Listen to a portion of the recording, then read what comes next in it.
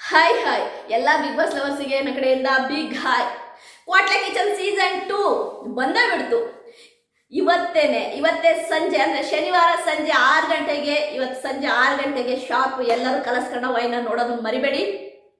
ಕ್ವಾಟ್ಲೆ kitchen season 2 ನಿಜವಾಗ್ಲೂ ಕೂಡ grand ಆಗಿ ಲಾಂಚ್ ಆಗ್ತಾ ಇದೆ. ಪ್ರತಿಯೊಂದು ಕಂಟೆಸ್ಟೆಂಟ್ಗಳ ಡ್ಯಾನ್ಸ್ ಇರುತ್ತೆ, ಪ್ರತಿಯೊಂದು ಕಂಟೆಸ್ಟೆಂಟ್ಗಳ ಒಂದು ಇಂಟ್ರೊಡಕ್ಷನ್ ಇರುತ್ತೆ. ಅದರ ಜೊತೆಗೆ ಜಡ್ಜಸ್ಗಳನ್ನ ಪರಿಚಯ ಮಾಡಿಕೊಡ್ತಾರೆ, ಅದರ ಜೊತೆಗೆ ಕ್ವಾಟ್ಲೆಗಳನ್ನು ಕೂಡ ಪರಿಚಯ ಮಾಡಿಕೊಡ್ತಾರೆ. ಒಟ್ಟಾರೆಯಾಗಿ 10-11 ಕಂಟೆಸ್ಟೆಂಟ್ಗಳು ಕುಕ್ಕುಳಿದ್ದಾರೆ. ಅದೇ ಥರ ಕ್ವಾಟ್ಲೆಗಳು ಕೂಡ ಒಂದು 10 ಕ್ವಾಟ್ಲೆಗಳು ಕೂಡ ಇದ್ದಾರೆ. ಇಲ್ಲಿ ನಿಜವಾಗ್ಲೂ ಕೂಡ ಕ್ವಾಟ್ಲೆ ಕಿಚನ್ ಸೀಸನ್ 2 ಏನಿದೆ, ಕಿಕ್ ಕೊಡೋದ್ರ ಜೊತೆಗೆ ಮಸ್ತ್ ಮಜಾ ಮಾಡ್ಬೋದು ಕೂತ್ಕೊಂಡು. ಇಲ್ಲಿ ನಾನು ಹೇಳೋದು ಇಷ್ಟೇ, ಪ್ರತಿ ವೀಕೆಂಡು ಪ್ರತಿ ವಾರ ಅಂದರೆ ಶನಿವಾರ ಸಂಜೆ ಮತ್ತು ಭಾನುವಾರ ಸಂಜೆ ಒಂದು ಡಿನ್ನರ್ ಮಾಡ್ತಾ ಕ್ವಾಟ್ಲೆ ಕಿಚನ್ ಸೀಸನ್ 2ನ ನೋಡ್ತಾ ಇದ್ರೆ ನಿಜವಾಗ್ಲೂ ಎಂಜಾಯ್ ಮಾಡ್ತೀರಾ. ಸೂಪರಾಗಿ ಫನ್ ಇರುತ್ತೆ. ಫನ್ ಜೊತೆಗೆ ಕಂಟೆಸ್ಟೆಂಟ್ಗಳ ಆಯ್ಕೆ ಕೂಡ ಅಷ್ಟೇ ಚೆನ್ನಾಗಿದೆ. ಎಲ್ಲರೂ ಕೂಡ ಸೂಪರ್ ನೆಕ್ಸ್ಟ್ ಲೆವೆಲ್. ಜಡ್ಜ್ ಆದಂತಹ ನಮ್ಮ ಮೇಘನಾ ರಾಜ್ ಅವರು ಇರ್ಬೋದು, ಅದೇ ರೀತಿ ಕೌಶಿಕ್ ಶಂಕರ್ ಅವರು ಇರ್ಬೋದು. ಇಬ್ಬರು ಕೂಡ ನಿಜವಾಗ್ಲೂ ಕ್ವಾಟ್ಲೆ ಕಿಚನ್ ಸೀಸನ್ 2ಗೆ ಒಂದು ಜಡ್ಜ್ ಆಗಿ ಬಂದಿದ್ದು ಎಲ್ಲರಿಗೂ ಇಷ್ಟ ಆಗಿದೆ. ಓಕೆ, ಕಂಟೆಸ್ಟೆಂಟ್ಗಳ ವಿಷಯಕ್ಕೆ ಬರೋಣ. ನಾನು ನಿನ್ನೆಯಿಂದ ಕಂಟಿನ್ಯೂಸ್ ಆಗಿ ಪ್ರೋಮೋಗಳು ಬಿಡ್ತಾ ಇದ್ದಾರೆ ನಮ್ಮ ಕಲರ್ಸ್ ಕನ್ನಡ ವಾಹಿನಿಯವರು. ಒಂದಕ್ಕಿಂತ ಒಂದು ಪ್ರೋಮೋ ನೆಕ್ಸ್ಟ್ ಲೆವೆಲಲ್ಲಿದೆ. ಕ್ರೇಜ್ ಮಾತ್ರ ಮಾಮೂಲಾಗಿಲ್ಲ, ನೆಕ್ಸ್ಟ್ ಲೆವೆಲಲ್ಲಿದೆ ಅಂತಲೇ ಹೇಳ್ಬೋದು. ನಮ್ಮ ಹನುಮಂತನಿಂದ ಸ್ಟಾರ್ಟ್ ಮಾಡೋಣ ಸೇವಂತಿಯೇ ಅದನ್ನು ಮಲ್ಲಿಗೆ ಹೂವು ಹಿಡ್ಕೊಂಡು ಹಾಡೇಳಿದ್ದಿರ್ಬೋದು. ಅದೇ ರೀತಿ ನಮ್ಮ ಕರಿ ಬಸಪ್ಪನವರು ಹೆಂಗೆ ಹಸಿವಿರಬೇಕು ಅಂದರೆ ವರ್ಕ್ ಹಸಿವು ಹೇಗಿರಬೇಕು ಅಂದರೆ ಛಲ ಹೇಗಿರಬೇಕು ಅಂದರೆ ನಮ್ಗೇನಾದರೂ ಒಂದು ಬೇಕು, ನಮ್ಗೇನಾದರೂ ಒಂದು ಪಡಿಬೇಕು ಅಂತಂದರೆ ನಾವೆಷ್ಟು ಛಲದಿಂದ ಇರಬೇಕು ಅಂದರೆ ಕನ್ಸಿಸ್ಟೆನ್ಸಿ ಎಷ್ಟು ಮುಖ್ಯ ಲೈಫಲ್ಲಿ ಮೇಲ್ ಬರೋದಕ್ಕೆ ಅನ್ನೋದನ್ನ ಅದನ್ನು ತುಂಬ ಚೆನ್ನಾಗಿ ಹೇಳಿದ್ರು ನಮ್ಮ ಕರಿ ಬಸಪ್ಪನವರು. ಅಂದರೆ ನಮಗೆ ಹಸಿವಿರಬೇಕು ಅಂದರೆ ವರ್ಕ್ನ ಹಸಿವಿರಬೇಕು, ಕೆಲಸದ ಹಸಿವಿರಬೇಕು. ಏನೋ ಒಂದು ಮಾಡ್ತೀನಿ ಅಂದಾಗ ಖಂಡಿತವಾಗ್ಲೂ ಒಂದಲ್ಲ ಒಂದಿನ ನಾವು ಅಂದ್ಕೊಂಡಿದ್ದಂಥ ವರ್ಕ್ ನಮಗೆ ಸಿಗುತ್ತೆ, ನಾವೊಂದು ಅಲ್ಲಿಗೆ ಅಚೀವ್ ಆಗ್ತೀವಿ ಅನ್ನೋದನ್ನ ಹೇಳಿದ್ರು. ಅದು ನನಗೆ ತುಂಬಾ ಇಷ್ಟ ಆಯಿತು.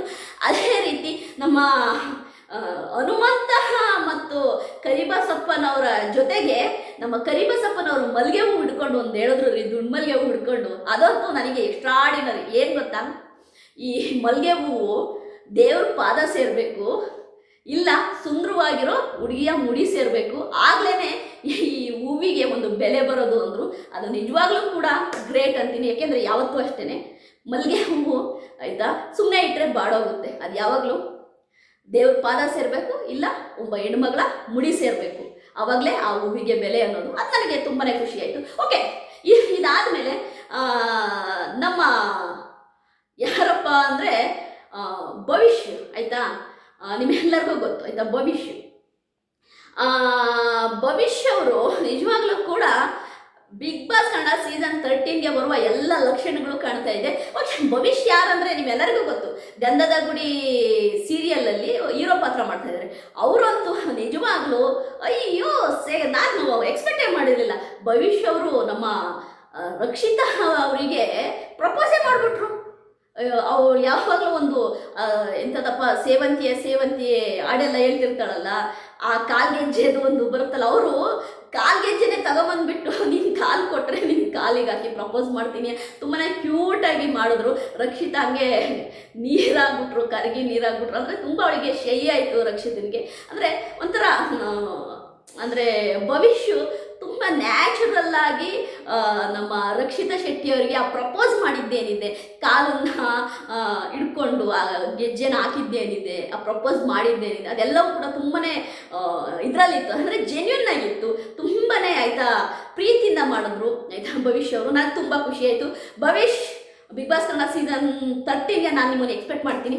ಓಕೆ, ಆಮೇಲೆ ನಮ್ಮ ಯಾರಪ್ಪ ತಾಂಡವ್ ನೋಡಿದ್ರೆ ನನಗೆ ಯಾಕೋ 100% ಬಿಗ್ ಬಾಸ್ ಕನ್ನಡ ಸೀಸನ್ 13 ಕಂಟೆಸ್ಟೆಂಟೇ ಅನ್ನಿಸ್ತಾ ಇದೆ. ತುಂಬ ರಗಡ್ ಲುಕ್ಕು. ಅವತ್ತು ಹೆಂಗೆ ನಾವು ಜೀ ಕನ್ನಡ ವಾಹಿನಿಯಲ್ಲಿ ಪ್ರಸಾರವಾದಂಥ ಜೋಡಿ ಅಕ್ಕಿ ನಾವು ನೋಡಿದ್ನಲ್ಲ, ಸೇಮ್ ಅದೇ ಕದರು, ಅದೇ ಕಡಕ್ಕು. ಮನುಷ್ಯ ಮಾತ್ರ next level, super fun, next ಆರ್ಡಿನರಿಯಾಗಿ ಮಾತಾಡ್ತಾರೆ. ನಿಜವಾಗ್ಲೂ ನಾನಂತೂ ವೆಯ್ಟ್ ಮಾಡ್ತಾ ಇದ್ದೀನಿ ಇವತ್ತು ಸಂಜೆ 6 ಗಂಟೆಗೆ ಎಲ್ಲ ಕಂಟೆಸ್ಟೆಂಟ್ಗಳನ್ನ ನೋಡಿ ಒಂದ್ಸರಿ ಮನ್ಸಾರೆ ಓಕೆ ಸೂಪರ್ ಅಂತಂದಾಗ ನಾನಂತೂ ರೆಡಿಯಾಗಿದ್ದೀನಿ.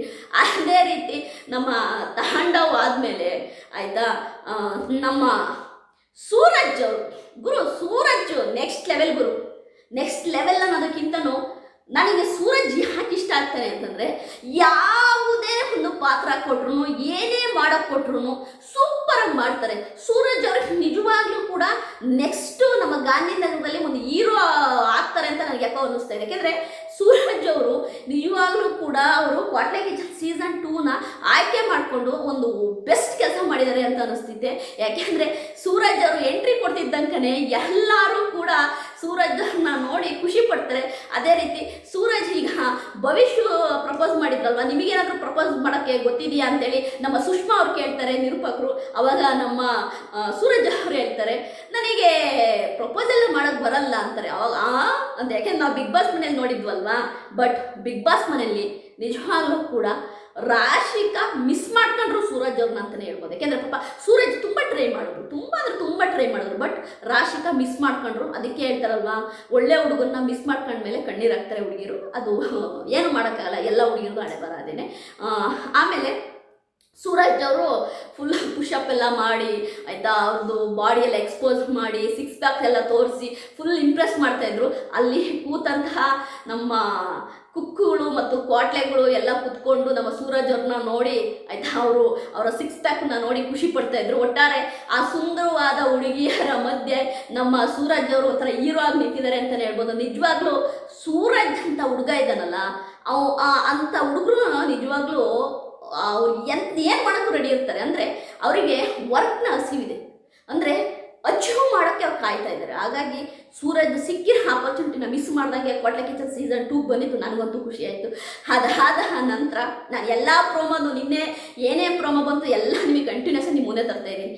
ಅದೇ ರೀತಿ ನಮ್ಮ ರಕ್ಷಿತಾ ಶೆಟ್ಟಿ ಬಗ್ಗೆ ಹೇಳಬೇಕು ಅಂದರೆ ಗುರು, ರಕ್ಷಿತಾ ಬರ್ತಾನೆ ನಮ್ಮ ಜಡ್ಜ್ ಇದಾರಲ್ಲ ಕೌಶಿಕ್ ಶಂಕರ್ ಅವ್ರು ಕೇಳ್ತಾರೆ ನಿಮಗೆ ಏನೇನು ಅಡುಗೆ ಮಾಡೋಕ್ಕೆ ಬರುತ್ತೆ ಅಂತ. ರಕ್ಷಿತಾ ಶೆಟ್ಟಿ ಮೀನು ಸಾಂಬಾರು, ಮೀನು ಫ್ರೈ ಎರಡೇ ಬರೋದು, ಅದು ಬಿಟ್ಟರೆ ಬೇರೆ ಏನೂ ಬರಲ್ಲ ಅಂತಾಳೆ.